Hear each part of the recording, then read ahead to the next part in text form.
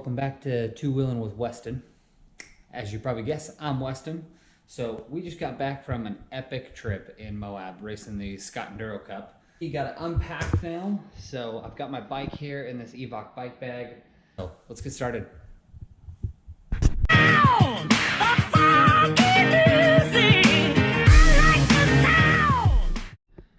So you guys might have noticed while taking apart the bike that there's a bunch of foam noodles all over the bike. Now, I believe I saw this on Seth's Bike Hacks. I'm almost pretty certain that's where I saw it.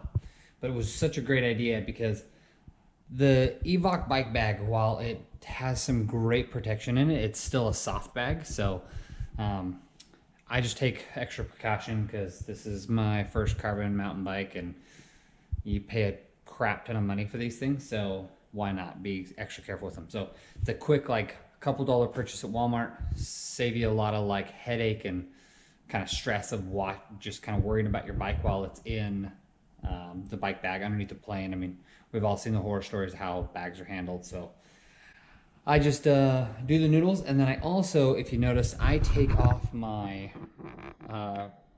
brake calipers. Even though there's protection inside the bag for it, I take them both off and I put them in my actual backpack with me. So I just stuff them in there individually in my backpack because it's flat and I don't have to worry about them getting bent. That's just another headache you would have when you get to the race or wherever you're going to go ride if you've traveled in a bag. Now I know they make hard bags, like Thule makes a hard bag and a couple other companies do, I believe, but I've seen such good things about Evoc, and I already run their hip pack, so I figured they make pretty high quality bags there. So, and it seems to be a pretty popular travel bag, so it works great. So no complaints, just always add extra security. So never can trust anybody. So I'm gonna set everything back up. We're gonna put this bike back together.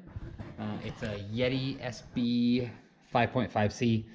So it is a 2016 and it has a 1x11 drivetrain on it. Hopefully gonna get an Eagle soon just to kind of make my life a little bit easier. But yeah, we'll get this thing put together and kind of show you how it works.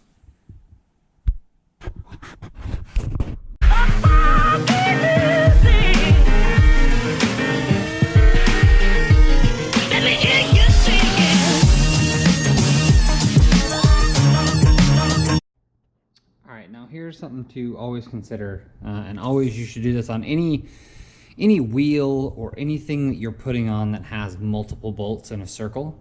They should always be staggered. So by that I mean when you put them on, I don't know if you were watching when I put these on, but you want to start with a bolt here, then skip one, then skip one, then go here, skip, skip, and then after they're all tight you can go around.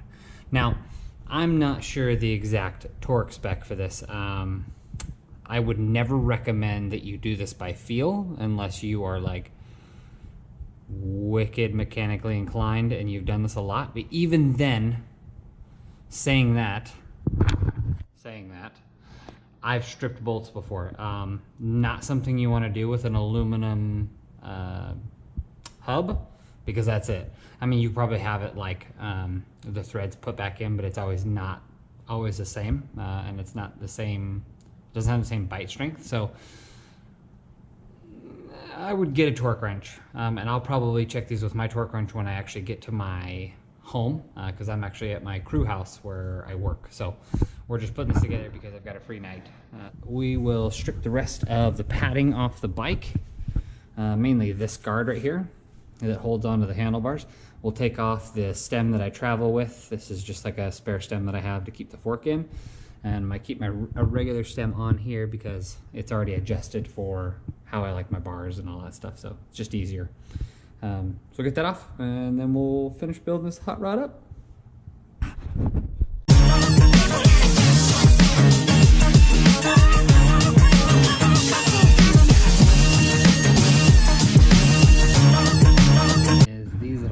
So I made these out of a material called Kydex.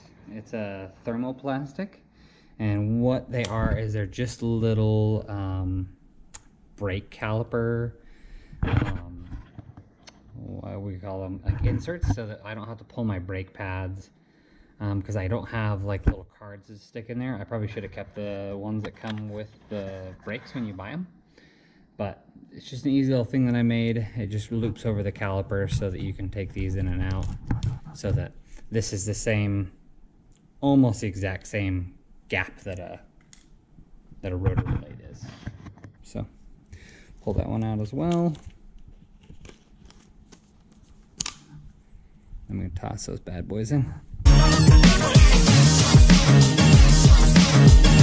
If you've never done this before, each pedal is specific to a side, and the thing to remember with this is when you tighten them, they tighten spinning as if you were spinning the cranks forward. And then same thing when you loosen them, that they loosen backwards. So obviously the reason why they do that is so that as you pedal, you're tightening them, so you don't, you know, like when you're riding around, you're not actively trying to loosen your pedals. It's a very clever way of making things work that way. So I haven't double checked these, so I'm going to just test fit them and get them put on. So when you do put these on, you are going to use an 8mm Allen wrench.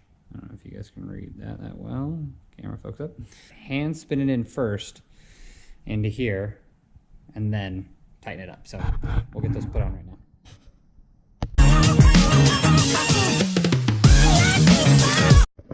So last but not least, after you've gotten everything on, obviously double check, make sure everything's tight before you go ride.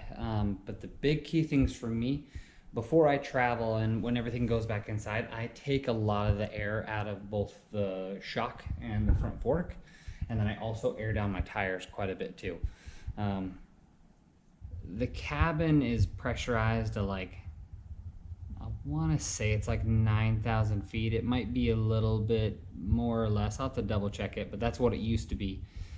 So therefore, I mean, it probably, you don't need to take out a ton of air, but you still have to take out some, mainly because everything's going to go up in pressure as you climb up in altitude. It's the same concept as like why a bag of chips like almost explodes while you're climbing up the mountain, or a water bottle expands. Same idea. It's sealed air inside of a container, and you really want to make sure that you don't blow up your suspension or your tires. So that's another reason why they don't like you to keep compressed CO2 cartridges in the bike bag when you travel. You're actually not supposed to travel with them at all. So just forewarning, if you leave them in your bag or your backpack, if you put it inside your travel bag, they might take them out. So just word to the wise, we'll say. But other than that, I'm going to air up the suspension and then air up the tires just so they're full, and then that'll be it. That'll wrap her up.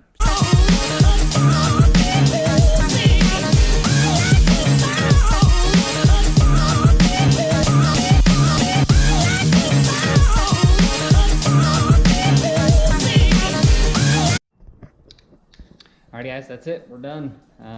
Just gonna make some final adjustments on the bars and put my seat post back to where it needs to be, because it won't fit inside the bike bag where it normally rides. But that's it. The tires are aired up, suspension's good to go. We'll just kind of do one last check of everything that was taken off, make sure it's back on properly, and that's it.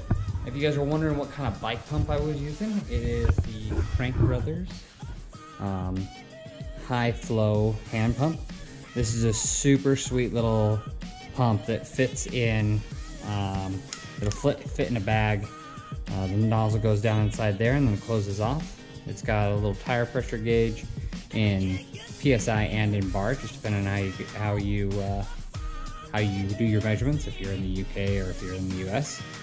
But yeah, super sweet little pump. Pump your tires up in like, you know, a minute maybe. Obviously a floor pump works faster, but when you're on the trail, this is a great little guy to have. Other than that, guys, that's it. That's putting a bike together after a race. It's pretty simple, it's pretty easy. Hope you guys enjoyed that video.